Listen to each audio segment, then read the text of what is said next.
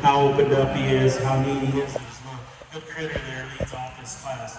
We can debate back and forth with these next two. I'm just trying to decide there's enough more body length, and when this one's not a sling, he's just a little longer, more extended up front. I like his extra shape he has. He still sets down pretty good in terms of his feet and legs. He's not as heavy boned or big footed as cattle on either side of him. He's got a pinch of chest there that takes away from him as well, but we get him on the move. That's a practical calf, that's muscular, that's big body, that's good enough in terms of his structure. Just love the way he sets his feet down.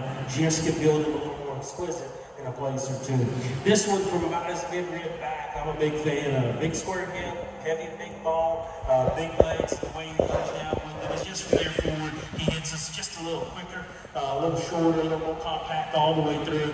Just wish there was a little more growth and extension to that guy, but I do love his hip and his hind leg and the way in which he utilizes that. Nice calf head, it's got an incredible fresh look to it. His shape is good, just easy to use his back leg just a little freer and easier. I like him better probably up front than the one we're going to close with here, but I like to see him just get out and go with a little more reach. Older calf, obviously, a little more advanced in his condition. I don't mind that at this stage, and especially at his size. I think it fits him.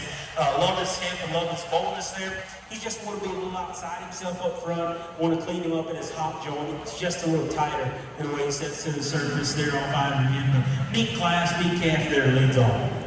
Over here in our black ring, we got a great set of black cattle out here in contention for our division and reserve honors. Like all three class winners, the black and white steer that wins the first class is stout bone. He's good bodied, he's got enough muscle, and I think he still patterns up with quite a bit of look from the side. Now his maturity reads a little bit more conducive to early show ring success. I don't know how much gas he's got left in the tank, but that is a really neat little calf there who wins that first class. Talking about the steer to one class two, I like the top trio in that class awfully well. This guy got the nod amongst his contemporaries because he had more shape and expression, a little bit more just a charge coming up the backside of his shoulder than the steer that was second in that lineup. I really like where he's at. You know, his hind leg, maybe we could square up because he leads me there. The second steer in that class was so fresh and youthful and really immature as you might anticipate, not as far along in terms of just stoutness of bone and muscularity, but certainly he's got all the hallmarks of a calf that's only going to get better with some time on account of his structure and his look. I like the big steer that wins the last class here. You know, to me, I think it's a little bigger calf, and sometimes it's tougher to manage these fellas in the middle of the summer. It's hot, and sometimes we don't have to just turn loose in terms of where they're at from a nutrition standpoint. This guy's nice bone, he's a big body, he balances up well. I think he's built right in terms of his structure.